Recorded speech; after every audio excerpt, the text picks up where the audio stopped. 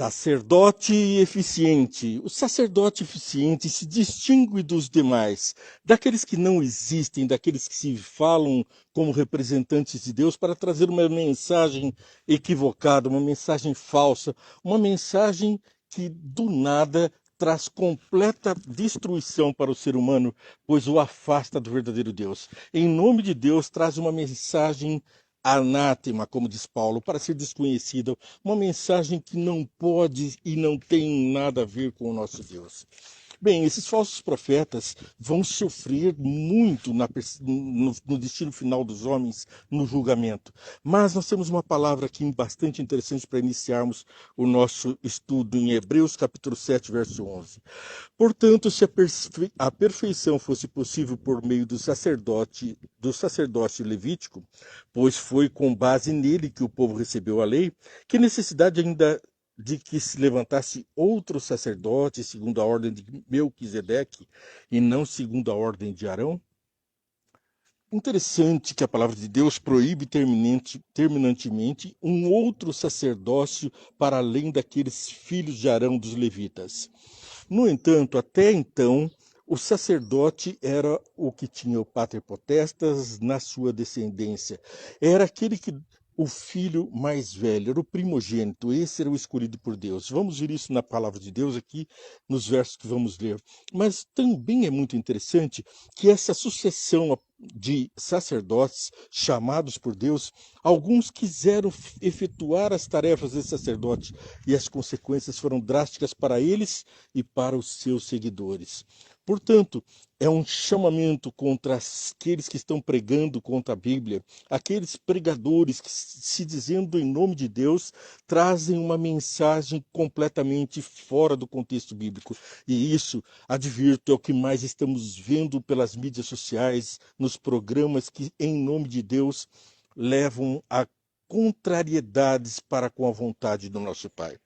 Vamos ver então o que nos diz aqui, além de Mateus capítulo 7, verso 11, que acabamos de ler, o capítulo 18 e o 19.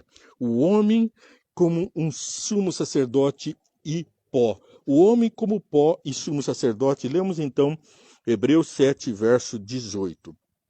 Esse verso é um chamamento. A ordenança anterior era revogada porque era fraca e inútil, pois a lei não havia aperfeiçoado coisa alguma, segundo introduzir uma esperança superior pela qual aproximamo-nos de Deus. Vemos então a necessidade de um sacerdote, um sumo sacerdote, que nos faça aproximar de Deus e que não que nos afaste das suas leis e ordenanças, pois essas leis e ordenanças, uma vez que foram subvertidas, o sacrifício do cordeirinho já não podia mais significar a dor, a vontade de ter Jesus Cristo como nosso Salvador. E no verso 19, então, compreendemos completamente pela qual nos aproxima de Deus. A palavra de Deus tem esse objetivo. O sacerdote verdadeiro é aquele que aproxima os homens de Deus. Hebreus 9, 14. Purificação do pecado. Em Hebreus capítulo 9, verso 14, quanto mais o sangue de Cristo, que pelo Espírito Eterno se ofereceu, de forma imaculada, Deus purificará a nossa consciência de atos que levam à morte, para que sirvamos ao Deus vivo. Deus cuida de nós quando nos colocamos em sua vontade, quando nos colocamos completamente à sua disposição, purificando-nos do pecado e evitando que nós caiamos no pior dos pesadelos, seguindo os caminhos do mal, pensando que estamos seguindo o caminho de Deus. Assim, em Hebreus 10, capítulo 1 a 3, a lei traz apenas uma sombra do benefício que hão de vir, e não a sua realidade. Por isso, ela nunca consegue, mediante os mesmos sacrifícios repetidos ano após ano, aperfeiçoar os que se aproximam para adorar. Esse sacrifício feito ano após ano era expiação por todo o povo. Ali, todos os dias no tabernáculo, havia sacerdotes sacrificando em nome dos pecadores. Mas uma vez por ano, o sumo sacerdote sacrificava por todo o povo, antes por ele mesmo, porque se ele entrasse no templo como pecador, sem cumprir a vontade de Deus, ele seria fulminado. Então ele se preparava espiritualmente, se lavava, se limpava, vestia uma tala, uma veste especial e adentrava o lugar santíssimo. E ali, diante do Shekinah, a glória de Deus, junto da Arca da Aliança, ele então expiava os nossos pecados. Estava então ali em Hebreus capítulo 10, e vamos continuar a nossa leitura. Antes, capítulo 10, 1 a 3, se pusesses fazê-lo, não deixaria de ser oferecidos, pois os adoradores, tendo sido purificados uma vez por todas, não mais se sentiriam culpados pelos pecados. Contudo, esses sacrifícios são uma recordação anual dos pecados, pois é impossível que o sangue de touros e bodes tire pecados. Por isso, quando Jesus veio ao mundo, disse: sacrifício e oferta não quiseste. Aí o sangue de Jesus é quem nos purifica. Já lemos sobre isso em outro programa. E no capítulo 10, verso 14, nós temos a seguinte mensagem: porque por meio de um único sacrifício, o de Jesus, também ele aperfeiçoou para sempre os que estão sendo santificados. Então, se você tem um pecado, confessou a Deus e o deixou, você não precisa mais pedir perdão por ele.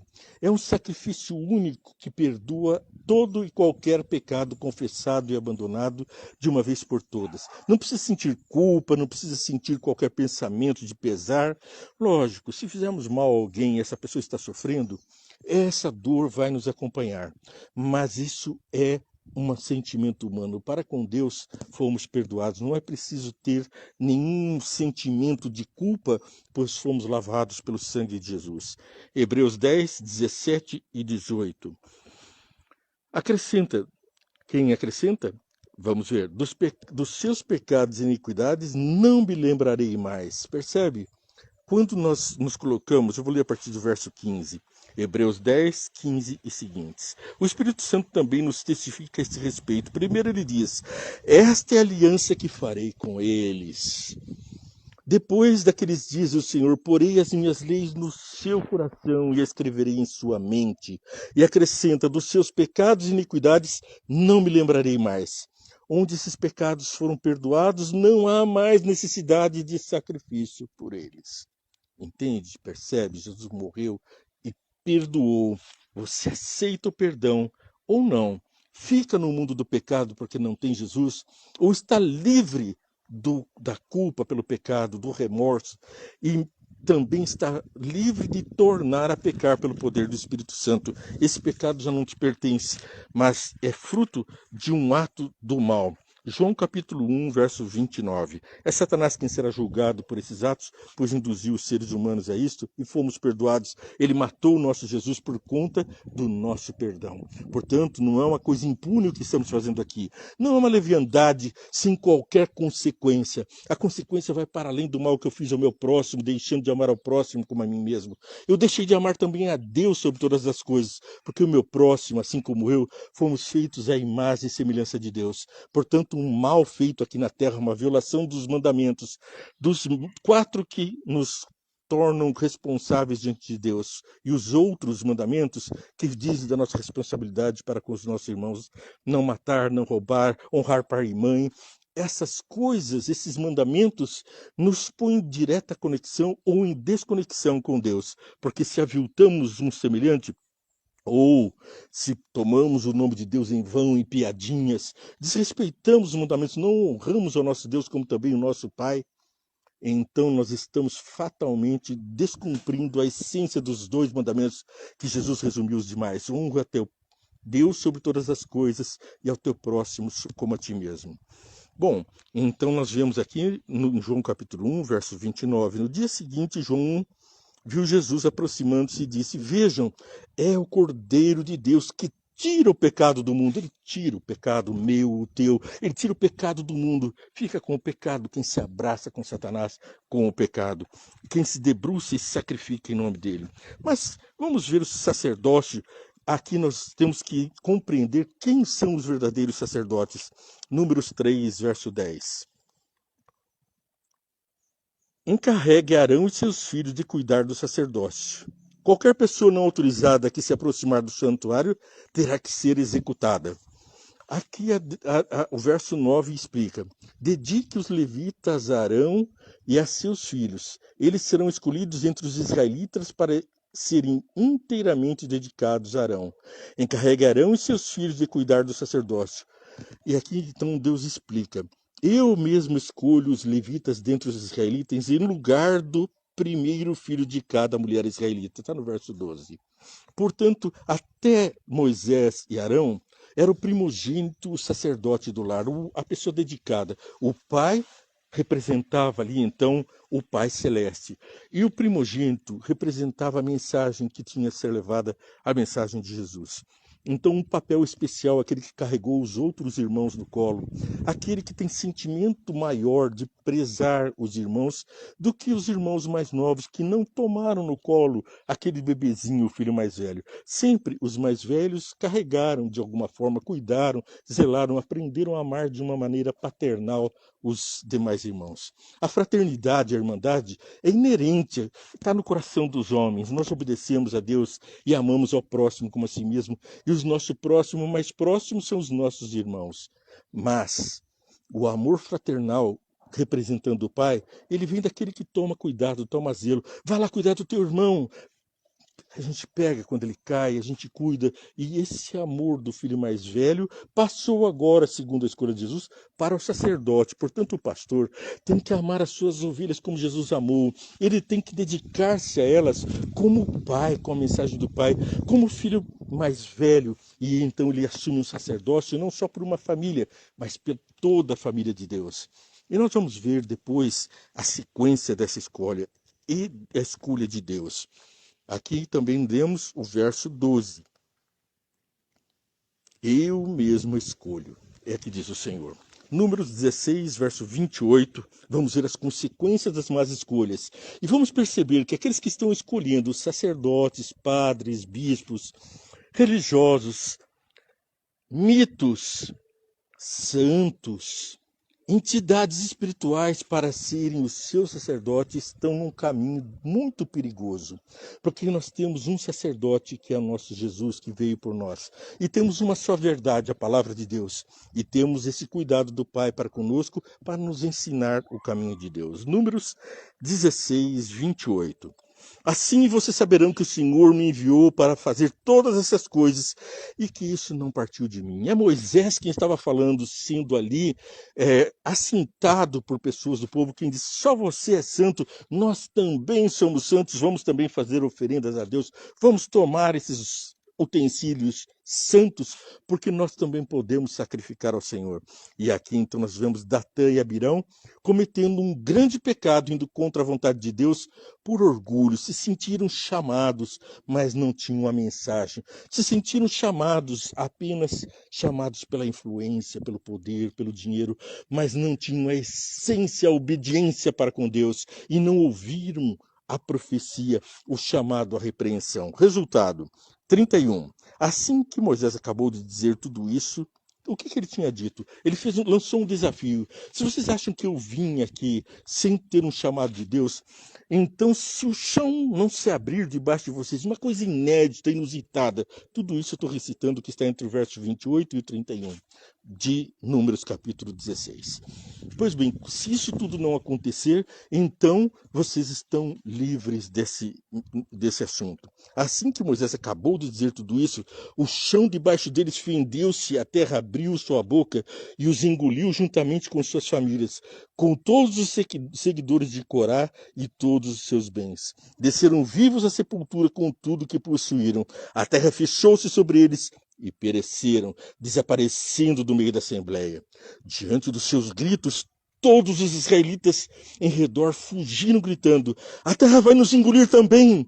Então veio fogo da parte do Senhor e consumiu os 250 homens que ofereciam incenso segundo a ordem de Satanás, contrariando a vontade de Deus, usurpando um papel que era daquele chamado por Deus, de um sacerdote, de um pastor, de um levita, daquele que leva a mensagem, a palavra de Deus. Vou ver daqui a pouquinho, que é você responsável hoje por essa mensagem. Se você não toma a mensagem verdadeira e se ocupa de outras, então está num território perigoso, um terreno que pode se abrir, e você descer com sua família e 250, você vai ser soterrado, a terra se fecha sobre você, e entre gritos a morte vem e desaparece. Uma pessoa que prega contra a palavra de Deus está em gritos de morte e prestes a desaparecer deste mundo. e a chamar a atenção dos demais, e aqueles que seguem cegamente a esses falsos pastores, falsos mensageiros, vão ouvir os gritos, temer e ver o fogo dos céus cair sobre si e sobre também aqueles que são a sua influência, a sua família, os seus seguidores. Mas você e eu temos um chamado diferente. Nós temos a mensagem que vai aqui do verso 31 até o verso 35. Acabamos de ler então, não veio fogo da parte do Senhor e consumiu os 250 homens que ofereciam incenso. Mas no verso 40, como o Senhor tinha dito por meio de Moisés, isso foi feito como memorial para os israelitas, a fim de que ninguém fosse descendente de Arão, que não fosse descendente de Arão, queimasse incenso perante o Senhor, para não sofrer o que Corá e seus seguidores sofreram. O que eu posso entender com isso, senão que aquele que não segue a palavra de Deus e que está pregando hereticamente contra essa palavra é que vai sofrer essas terríveis consequências de uma perdição eterna. E nós lemos, então, qual é o nosso dever, o nosso chamado, lá em 1 Pedro, capítulo 2, e leio o verso que está a seguir, o verso 9. Vocês, porém, são geração eleita, sacerdócio real, nação santa, povo exclusivo de Deus, para anunciar as grandezas daqueles que o chamou das trevas para a sua maravilhosa luz. Antes, vocês nem sequer eram povo, mas agora são povo de Deus. Não haviam recebido misericórdia, mas agora receberam a graça de Jesus e o poder do Espírito nos transforma segundo a sua palavra. Seguimos adiante, porque fomos nomeados por Deus sacerdócio eleito, real, que está com a palavra de Deus para ser transmitida como verdade absoluta, sem trazer heresias ou mensagens de homens, uma mensagem que não venha de vontade própria, mas que venha do Deus Altíssimo, como está referido aqui nós lemos também em 2 Coríntios 5:20, Hebreus 5:1, e indo mais atrás na palavra de Deus, Hebreus 10:18, Êxodo 19:6 e Isaías 61:6 e Números capítulo 3, verso 10 que acabamos de ler.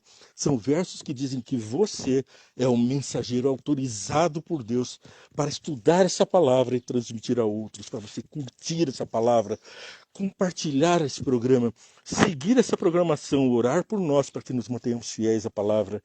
E quando vir alguma distorção, questione. Aí, antes de curtir, compartilhar, mande perguntas, questione, faça a sua colocação, o seu comentário. Estamos com a palavra de Deus para ser aberta e compreendida pela força do Espírito Santo.